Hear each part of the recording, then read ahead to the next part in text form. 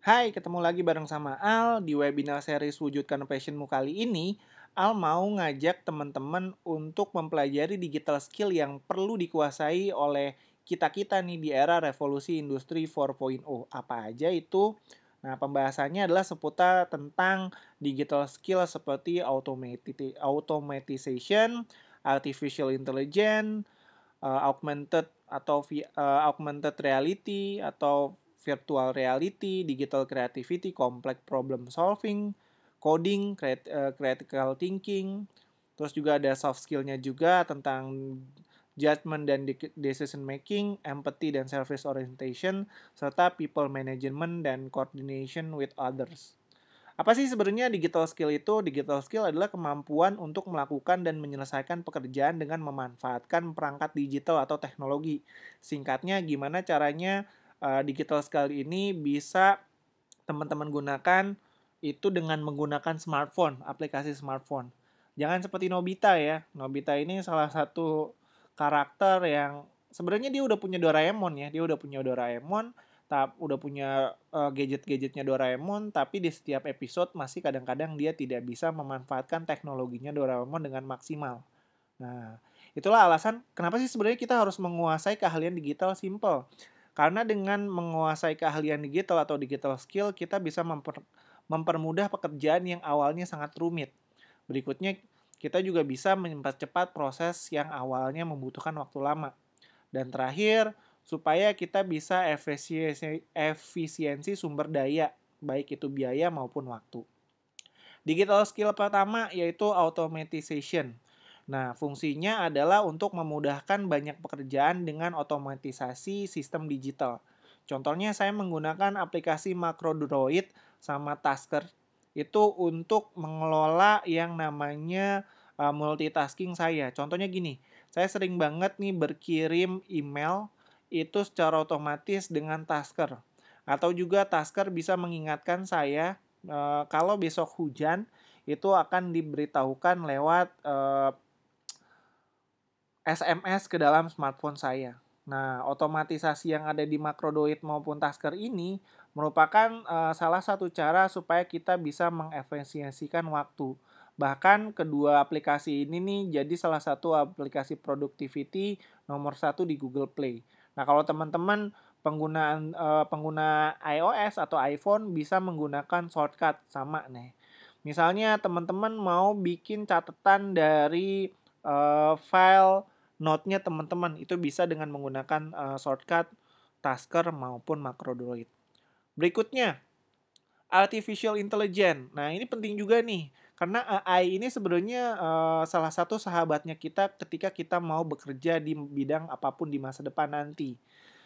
Fungsinya si AI ini dia bisa menghemat waktu serta meringankan pekerjaan yang tadinya rumit dengan bantuan artificial intelligence. Contohnya di dalam aplikasi saya menggunakan AI Cut atau artificial intelligence cut itu untuk memotong gambar dengan rapi. Contohnya kayak gini nih.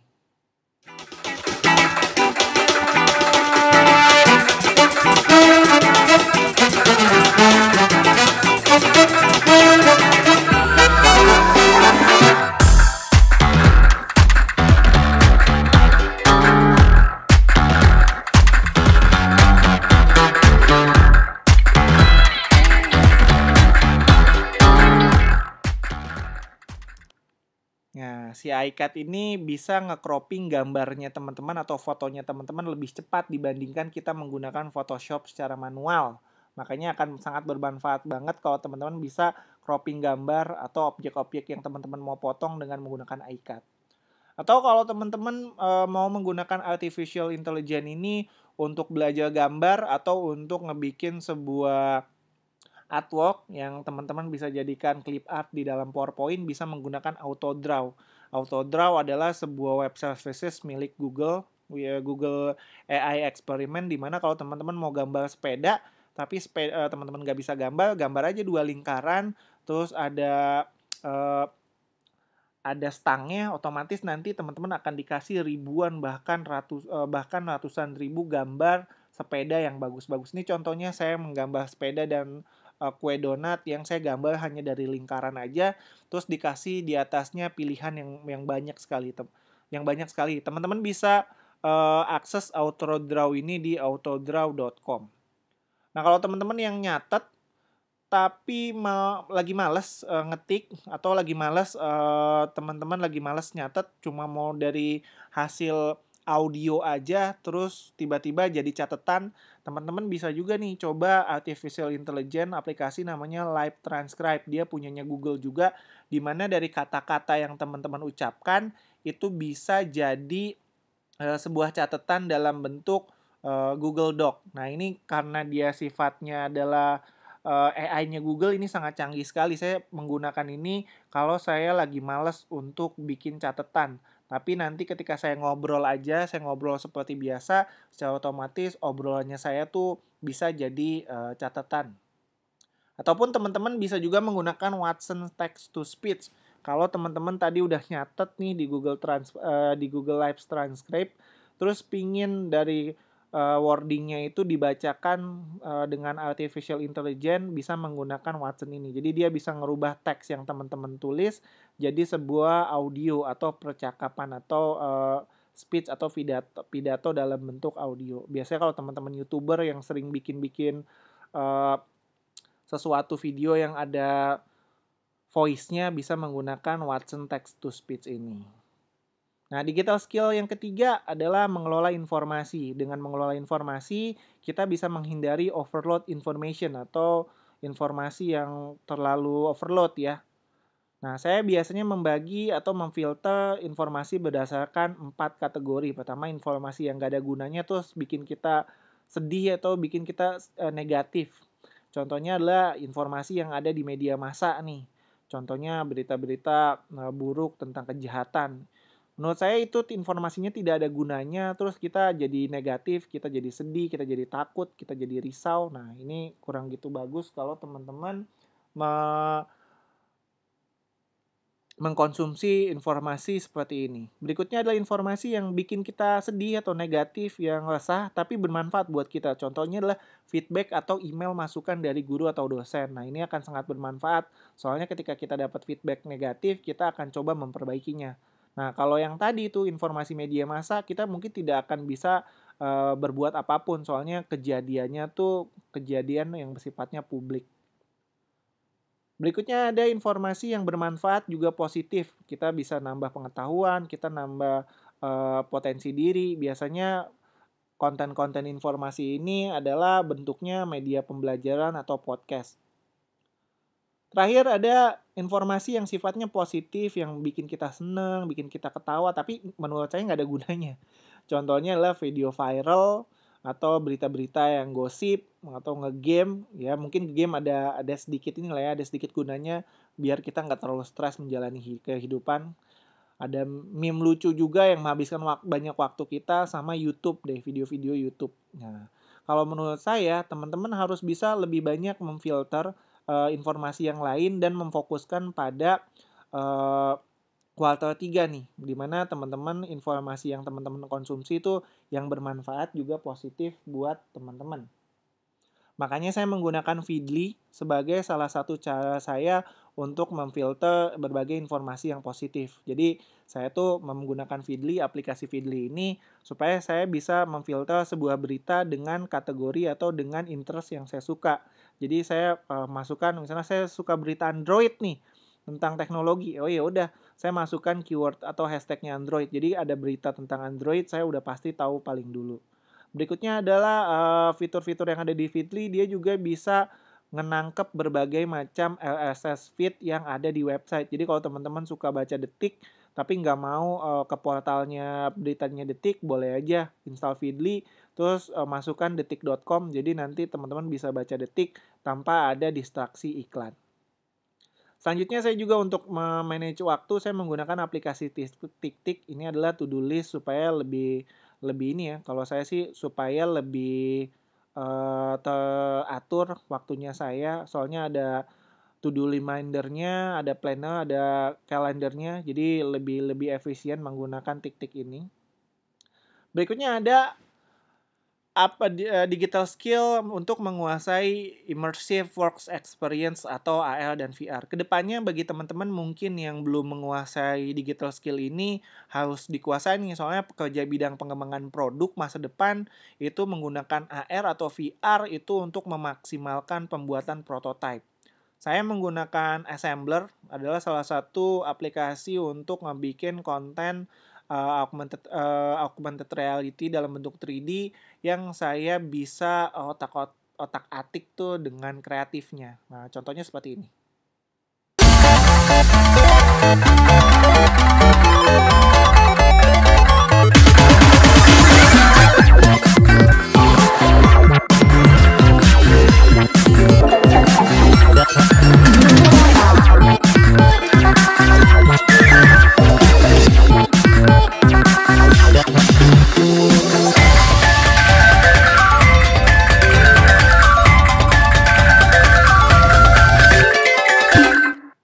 Assembler tersedia dengan untuk iOS dan Android.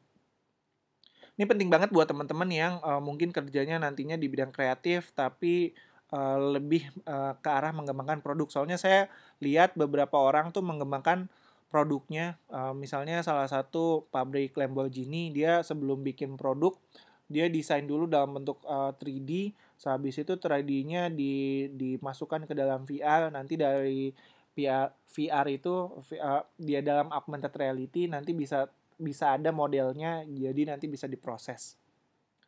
Digital skill yang kelima, digital creativity. Nah, penting banget di era sekarang ini teman-teman menguasai digital creativity.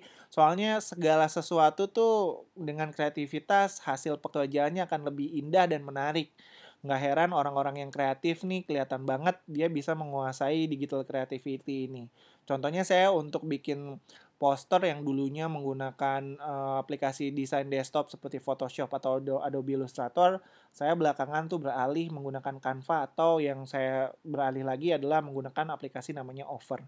Contohnya seperti ini untuk bikin sosial media sama poster dengan lebih cepat.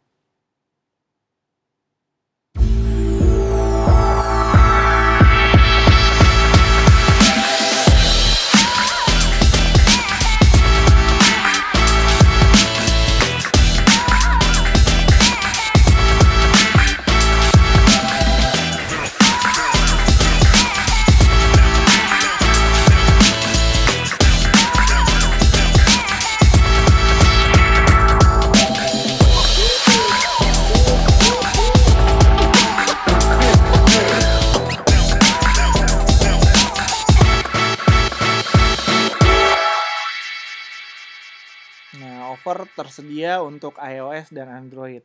Kenapa saya pakai Over? Soalnya tampilannya tuh clean banget dibandingkan Canva, dia juga ada versi webnya juga. Untuk video editing, saya menggunakan aplikasi namanya Flow. Saya bisa bebas ngedit berbagai macam video, itu baik itu vlog maupun kalau saya lagi jalan-jalan sama teman-teman, saya menggunakan Flow ini supaya bisa bikin video kenang-kenangan. Terus saya bisa upload di sosial media. Digital skill berikutnya yang perlu dikuasai adalah complex problem solving. Nah, dengan menemukan sebuah solusi, pekerjaan atau bisnis akan lebih berkembang dan akan lebih mudah. Simple, saya menggunakan aplikasi Post-it ini, ya udah untuk bekerja sama-sama tim untuk menyelesaikan sebuah permasalahan dan menemukan solusinya. Nah, ini kalau teman-teman belum lihat, ya. Loh, kok Post-it ada aplikasinya? Iya, ada sekarang.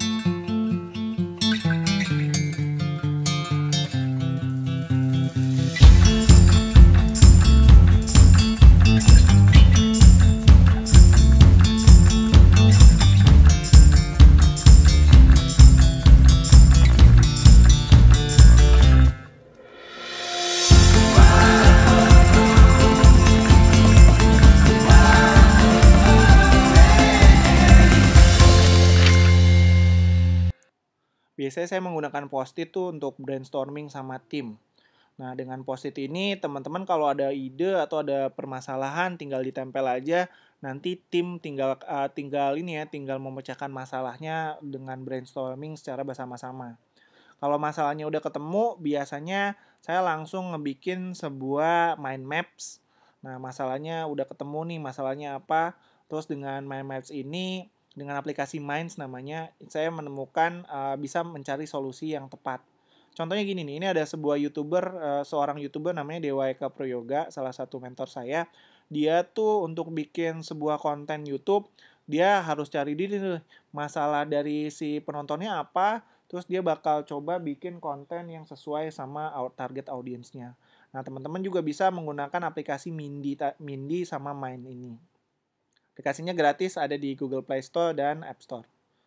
Berikutnya adalah digital skill dalam bentuk coding dan critical thinking. Dengan berpikir logis, sebenarnya seorang dapat mengambil keputusan dengan cepat dan dengan lebih baik. Saya belajar coding meskipun saya tidak ada base pendidikan coding itu di Programming Hub, dan ini lumayan enak ya, soalnya dulu saya nggak tahu bahasa pemrograman sampai akhirnya sekarang tahu dan bisa mempraktekannya. Nah, pekerjaan saya sebagai digital designer pun terbantu sama aplikasi yang namanya Developer Assistant. Dengan Developer Assistant ini, saya bisa ngebikin tampilan atau layout sebuah aplikasi dengan mengetahui layout atau coding-coding yang tersedia dengan bantuan Developer Assistant ini. Nah, kalau teman-teman mau cari ide atau mau cari banyak ide yang teman-teman bisa temukan, teman-teman bisa menggunakan aplikasi yang namanya Infinity Ideas. Nah, ini bagus aplikasinya supaya teman-teman tuh bisa dapat banyak ide-ide kreatif setiap harinya. Baik itu dari Twitter, dari sosial media lain seperti Instagram, maupun dari GitHub. Itu bisa dapat semua di Infinity Idea. Berikutnya ada soft skill nih. Tadi udah digital skill dalam bentuk hard skill, sekarang ada soft skillnya. Soft skillnya apa aja? Saya membaginya ke dalam pertama people management. Nah, hal ini penting bagi teman-teman yang nantinya tuh akan bekerja sama dengan tim. Soalnya kenapa? Dengan people management teman-teman bisa mengelola tim dengan baik dan memberikan hasil yang maksimal dalam setiap pekerjaannya. Aplikasi yang saya gunakan adalah Trello bersama dengan tim. Tim saya ada kurang lebih 6 orang, di mana saya bisa mengetahui apa yang sedang dikerjakan sama tim dan tim bisa ngasih tahu progresnya di aplikasi Trello ini. Saya juga berkomunikasi dengan tim dengan menggunakan aplikasi lagi. Saya yakin teman-teman mungkin ada yang pernah dengar WhatsApp, tapi saya tidak menggunakan WhatsApp untuk bekerja sama tim atau berkomunikasi sama tim. Soalnya WhatsApp itu banyak sekali notifikasi yang menurut saya personal. Jadi saya menggunakan Slack ini untuk ngebantu komunikasi dengan tim saya dengan profesional, yaitu adalah dalam bidang kerja. Untuk nge-attach file juga gampang di aplikasi Slack ini, dan memang aplikasi Slack ini dikhususkan sebagai chatnya para pekerja.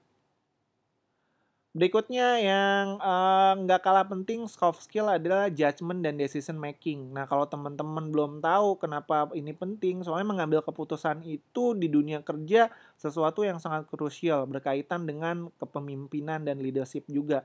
Jadi pastikan teman-teman menguasai teknik decision making ini, terutama bagi teman-teman yang mau meningkatkan jenjang karirnya di masa depan.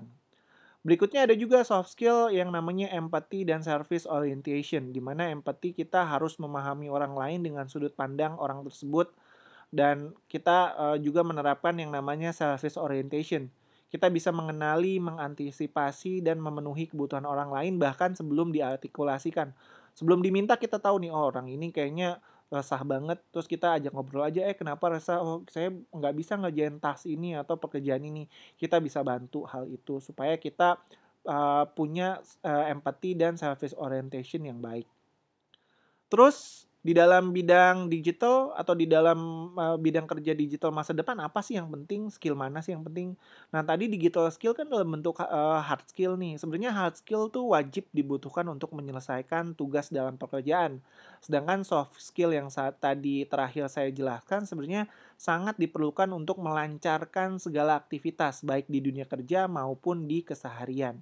Contohnya gini nih, ini adalah pentingnya penggunaan soft skill di bidang kerja. Ini adalah workflow-nya seorang product designer, di mana ketika dari awal dia mengumpulkan informasi di user sampai dengan usability testing, itu banyak sekali soft skill yang digunakan. Salah satunya adalah empathy, active listening, open-minded, teamwork, communication, negotiation, dan lain sebagainya. Termasuk komunikasi ya. Jadi soft skill komunikasi juga penting buat teman-teman yang bekerja di bidang apapun. Nah, cara meningkatkan soft skill gimana caranya? Teman-teman bisa dengan cara itu sering-sering teman-teman berkumpul sama atau bertemu dengan banyak orang, teman-teman bisa merefleksikan diri, tanya sama teman-teman yang lain, terus juga yang paling natural sih ya udah sering-sering berkomunikasi dengan banyak orang untuk meningkatkan atau mengasah soft skill-nya teman-teman. Misalnya untuk meningkatkan soft skill komunikasi ya teman-teman harus banyak-banyak lah ngobrol-ngobrol sama orang lain. Itu aja dari Al. Terima kasih udah ikut webinar kali ini. Al akhiri. Assalamualaikum warahmatullahi wabarakatuh. Salam budi luhur.